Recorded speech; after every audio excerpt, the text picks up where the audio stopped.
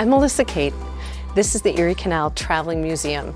This is one of the most popular and most highly requested programs from Arts for Learning. I've been leading it for over 20 years, bringing artifacts such as these to your students to help them bring the early days of the Erie Canal to life.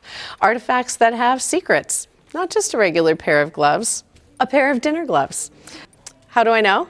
These secret buttons right here tell me the whole story. In fact, every artifact that I have reveals some story that your children will not only be able to explore and handle and learn about, but they'll learn how artifacts can bring the world to life from 1817 to 1825 and what that means for what our world is today.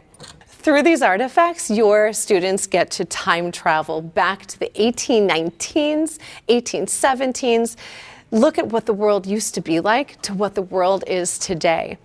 Learn about the history of not only Buffalo and Western New York, but what the Erie Canal meant to the entire country and how it transformed all of our transportation.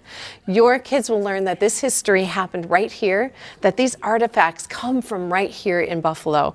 And it will be a whole new experience when they walk right by the water and they say, "This is our town."